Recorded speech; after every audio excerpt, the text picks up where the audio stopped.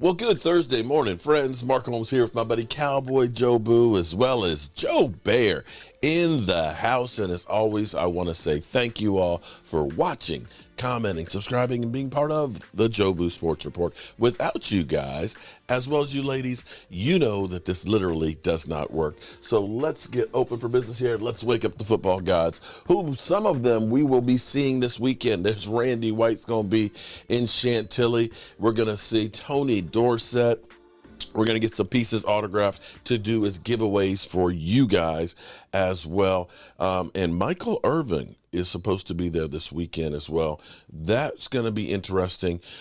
We have not seen much of Michael Irvin other than last weekend for the basketball tournament. He posted a Instagram piece celebrating the victory and things, and of course in court. So hopefully he will be showing up and we will see him and see if he has anything to say about all that's going on, and we'll be there hanging out. So I hope you guys, if you're going to be there Saturday, that's the day where all the Cowboys players and things are going to be there. We will be there without a doubt. In fact, I'm working on getting my plaques and stuff together. I was cutting one. I finished cutting it at 2:30 this morning. I was up for that. I was up at 6 o'clock getting another one going. That'll be done at about 10, and then I'll get another one going. So it's going to be all day working because we're trying to bring you into the action. And the action, boy, we got a lot of stuff going on. Are you not entertained? Are you not entertained? Is this not why you are here?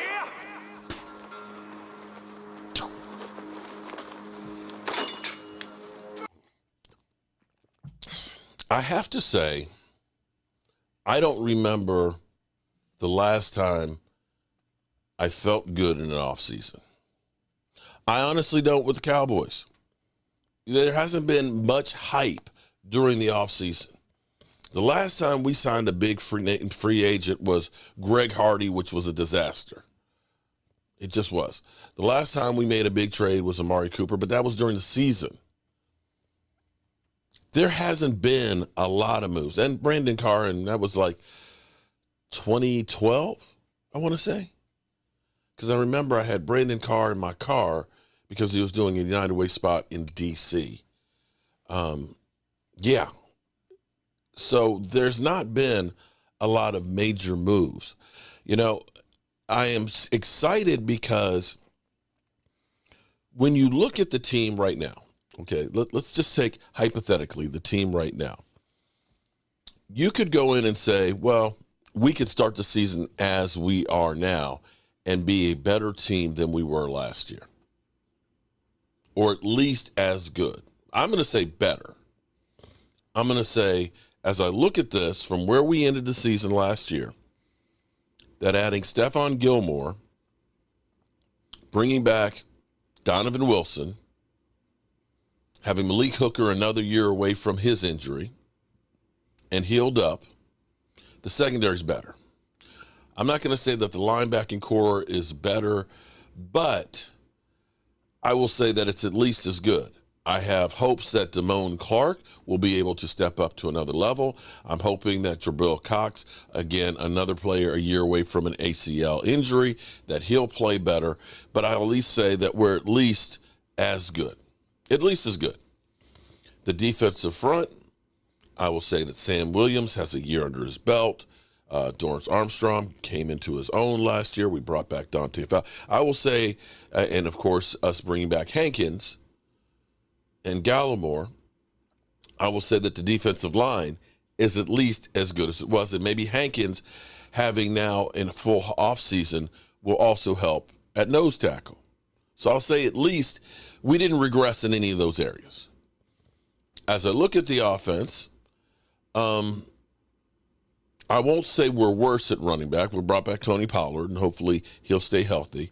Zeke Elliott's gone. We got Rondell Jones in. You know, you might look at that and say maybe we're taking a step back. I don't know. Rondell Jones averaged 4.3 yards a carry, doesn't have the mileage that Zeke has. And our offense is evolving, so it's going to be less pounding of the middle, more of getting the players the ball in space. So it's a different type of running. It's not so much pound the ball in the middle. So I will say that we're at least about where we were. Maybe we're going to be short on short yardage plays. I don't know. But even if we say we step back a little bit there. Offensive line, having Tyler Smith with another year under his belt. We don't really have a guard at the moment. Tyron Smith is back. Terrence Steele will be back. I don't think that we went backwards on the offensive line, but we certainly didn't go forward. That would be an area that you might say maybe we went back a little bit, losing Connor McGovern. But maybe Biotish is better a year later. Maybe Tyron Smith stays healthy. Maybe Tyler Smith gets even better, more dominant. Wide receiver, we definitely improved. Michael Gallup coming back, a year away from an ACL, should be more explosive. Brandon Cooks is far and away better than Noah Brown. CeeDee Lamb became in his own. Tight end. Peyton Hendershot and Jake Ferguson played well as rookies because tight ends typically take a couple years to develop. They are actually ahead of the curve of where tight ends usually are as rookies. But losing Dalton Schultz, he was a pass catcher, be it not.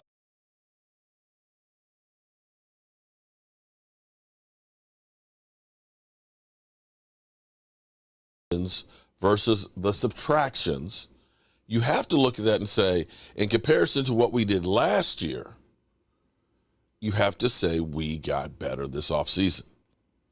Last year, our wide receiver core definitely went down, losing Amari Cooper. Our offensive line definitely went down when you looked at losing Lyle Collins and Connor Williams. Definitely went down. You looked at, that alone was major.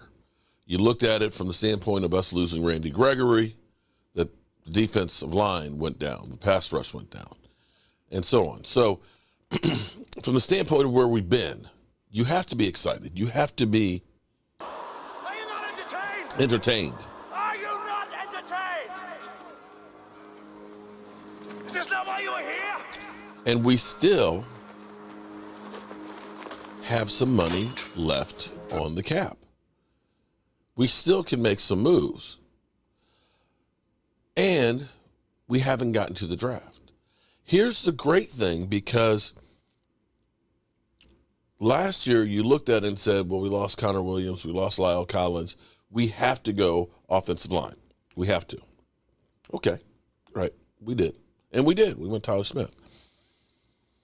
This year, you've plugged all the holes, okay? We got, Hankins back means we end up bringing, we've got a defensive line.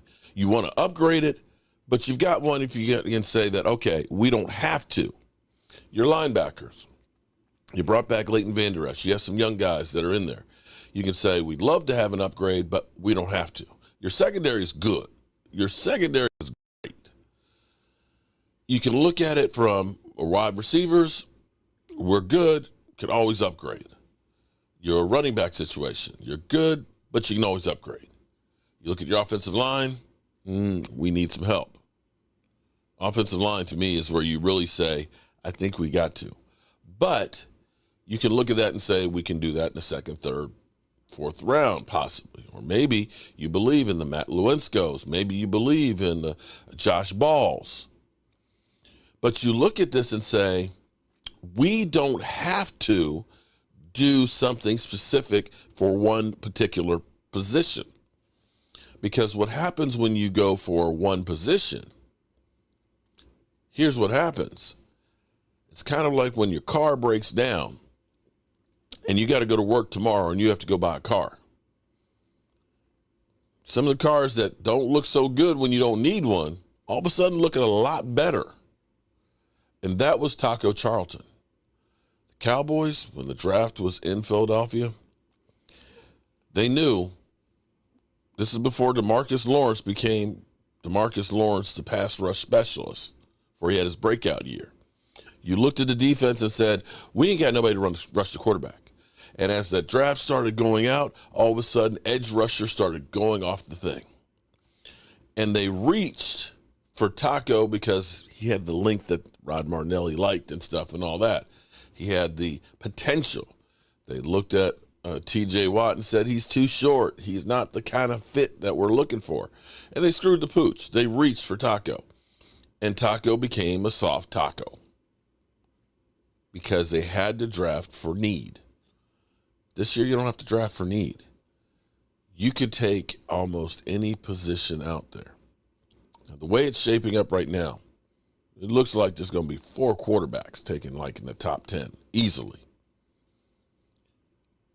If you're looking at a guard, if you're looking at a tight end, if you're looking for a defensive tackle, you could potentially get the top prospect at 26, maybe even running back. Although my thing on running back is it's been proven having a big name first round running back doesn't win you Super Bowls. It doesn't. It's the tight ends. It's the edge rushers. It's the offensive linemen. Those guys make a bigger impact for longer than that running back. But then again, what do I know? Okay, so we've got Micah Parsons, who wanted to be Agent Zero, which reminds me of a song from back in the 80s, Saved by Zero, which would have been kind of cool. You know, I don't know if any of you guys are old enough to remember The Fix, but there was a song, Saved by Zero. I think somebody used it. You remixed that for a commercial recently. But anyway, Saved by Zero. So apparently, Micah wanted zero, but Jayron Kearse had seniority, and Jayron Kearse actually ended up getting zero before Micah. Ooh. Don't know if that created any friction there. Don't know if you can say, hey, Micah, you can buy it if you want, or something like that, or they'll work it out. But it'll be interesting to find that out. But there's a debate here with Skip and Shannon. Forgive me. Sorry, a little congested this morning. About zero. And see, Shannon gets it wrong here. He's like, this is ridiculous. They're not running out of numbers. They don't need those. There's only 53 men on the roster. There's 99 numbers you can have. You missed the point on this. The point being is, it's about the money. It's about the money, because it's always about the money. How many Micah Parsons jerseys out there are number 11? How many have they sold? I'm guaranteeing a lot. One of the top jersey sellers out there, right? He changes his number to zero. All those people with number 11 jerseys, oh, man, I got to go get me a zero jersey. They're going to flood the market. More money, more money, more money, more money. It's the way it works. That's the way it works. It's about making more money and more opportunities. That's what it is. So, of course, they'll add zero. I wouldn't be surprised. Now check this out. I would not be surprised if they add 2 zeros as opposed to just 1 zero. Double lot. Unnecessary roughness, double lot. Unnecessary roughness, 0. Can't just stop at 0. Double 0. Bam. Or, no, you couldn't go to triple O. That'd be too much. But let's listen to the debate here. I don't know if it will get demonetized or blocked, but let's listen to it because it's kind of interesting. This isn't, I can only take Skip and Shannon for so long. But it's an interesting argument. But again, the NFL saying that, well, so many players want single digits. Okay. And there's only, 9 of them. So we're adding another one. Well, okay.